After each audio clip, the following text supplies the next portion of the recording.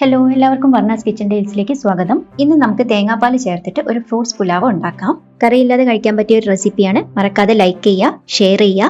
ഒപ്പം ഈ channel subscribe ചെയ്യാത്തവർ മറക്കാതെ ഒന്ന് സബ്സ്ക്രൈബ് ചെയ്ത് ബെൽ ഐക്കൺ കൂടി എനേബിൾ ചെയ്ത് വെക്കുക. ഇതിനു വേണ്ടി 1 കപ്പ് ബസുമതി റൈസ് എടുത്തിട്ടുണ്ട്. 3-4 പ്രാവശ്യം നന്നായിട്ട് കഴുകിയ ശേഷം 20 മിനിറ്റ് നേരം ഇതൊന്ന് കുതിർത്ത് വെക്കണം. നമ്മൾ ഇത് കുക്കറിൽ തേങ്ങാപ്പാൽ ചേർത്തിട്ടാണ് വേവിച്ചെടുക്കുന്നത്.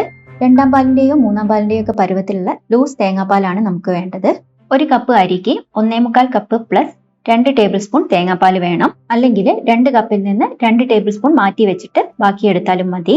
കുക്കറിൽ തന്നെ വേവിച്ച് വറ്റിച്ചെടുക്കുന്നത് കൊണ്ടാണ് ഇങ്ങനെ പാലിന്റെ അളവ് കറക്റ്റ് ആയിട്ട് പറയുന്നത്. അരി സോക്കായി കഴിഞ്ഞാൽ വെള്ളം നന്നായിട്ട് ഊറ്റി മാറ്റി വെക്കുക. ഇനി ബസ്മതി റൈസ് അല്ല, വേറെ ഏതെങ്കിലും ബിരിയാണി അരി പോലെ ഏതെങ്കിലും അരിയാണ് യൂസ് ചെയ്യുന്നതെങ്കിൽ തേങ്ങാപ്പാലിന്റെ അളവിലും വ്യത്യാസം ഉണ്ടാവും. കുക്ക് ചെയ്യാനായിട്ട് അത്യാവശ്യം വലിയൊരു പ്രഷർ കുക്കർ എടുക്കുക. അതിലേക്ക് കുറച്ച് വെളിച്ചെണ്ണ ഒഴിച്ചു കൊടുക്കുക. വെളിച്ചെണ്ണ ചൂടായിട്ട് വരുമ്പോൾ ഒരു 1/2 ടീസ്പൂൺ ജീരകം, ചെറിയ ജീരകമാണ്, അതിട്ടിട്ടൊന്ന് ഫ്രൈ ചെയ്തെടുക്കുക. 1/2 കഷ്ണം സവാളയും കൂടെ ചേർത്തിട്ട് 1 മിനിറ്റ് നേരം ഒന്ന് വഴറ്റിയെടുക്കുക. ഇത് ബ്രൗൺ കളർ ഒന്നും ആവണ്ട. അത് കഴിഞ്ഞാൽ നമുക്ക് അരി ഇട്ട് കൊടുക്കാം. ഇത് ലോ ഫ്ലെയിമിൽ 2 മിനിറ്റ് നേരം ഒന്ന് വറുത്തെടുക്കണം. 3-4 കറിവേപ്പിലയും കൂടെ ചേർത്ത് കൊടുക്കുക. 2 മിനിറ്റ് കൊണ്ട് തന്നെ അരി ഇതുപോലെ പൊട്ടുന്ന പരുവത്തിലായിട്ട് കിട്ടും.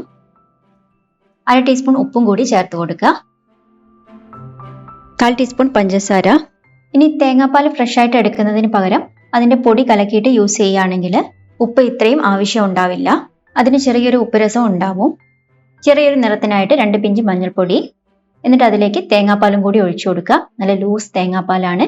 1 മുറി തേങ്ങയിലേക്ക് ആവശ്യത്തിന് വെള്ളവും കൂടി ഒഴിച്ചു കൊടുത്തിട്ട് നന്നായിട്ട് പിഴിഞ്ഞെടുത്താൽ മതി. പക്ഷെ പാലിന്റെ അളവ് 1.25 കപ്പ് പ്ലസ് 2 ടേബിൾ സ്പൂൺ തന്നെ കറക്റ്റ് ആയിരിക്കണം. ഇത് നന്നായിട്ട് മിക്സ് ചെയ്ത് കൊടുത്ത ശേഷം ഹൈ ഫ്ലെയിമിൽ വെക്കുക. തിളയ്ക്കാൻ തുടങ്ങുമ്പോൾ അടച്ചു വെച്ചിട്ട് ഫസ്റ്റ് വിസിൽ വരെ ഒന്ന് വെയിറ്റ് ചെയ്യുക. ഫസ്റ്റ് വിസിൽ വന്നു കഴിഞ്ഞാൽ ഉടനെ തീ ഓഫ് ചെയ്യുക.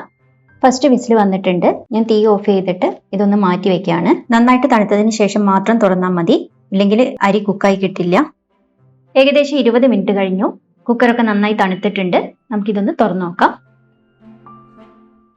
അരിയുടെ മേലെ ചിലപ്പോൾ തേങ്ങാപ്പാലിന്റെ ഒരു പാട പോലെ ഇങ്ങനെ കാണാൻ പറ്റും. അത് കുഴപ്പമില്ല. പോക്ക് വെച്ചിട്ട് ഇതുപോലെ ഒന്ന് സ്ക്രേപ്പ് ചെയ്ത് കൊടുത്താൽ മതി, അത് മാറിക്കോളും. റൈസ് ഒക്കെ സെപ്പറേറ്റ് ആയിട്ട് കിട്ടുകയും ചെയ്യും. സ്പൂൺ ഇട്ട് കുത്തിയിളക്കൊന്നും ചെയ്യരുത്. അപ്പം ചോറ് ഇതേ രീതിയിൽ നമുക്ക് ഇങ്ങനെ സെപ്പറേറ്റ് ചെയ്തെടുക്കാം. ലഞ്ചിനും ഡിന്നറിനും ഒക്കെ ഒരുപോലെ കഴിക്കാൻ പറ്റുന്ന ഒരു ഐറ്റം ആണ്. ചിക്കൻ കറിയുടെയോ ഫിഷ് കറിയുടെയോ ഏതിന്റെ കൂടെ വേണമെങ്കിലും കഴിക്കാം. തന്നെ കഴിക്കാനും വളരെ ടേസ്റ്റിയാണ്. നമ്മളിപ്പോൾ ഇതിലേക്ക് കുറച്ച് ഫ്രൂട്ട്സ് ഒക്കെ ചേർത്തിട്ട് ഒരു ഫ്രൂട്ട്സ് പുലാവ് ഉണ്ടാക്കുകയാണ്.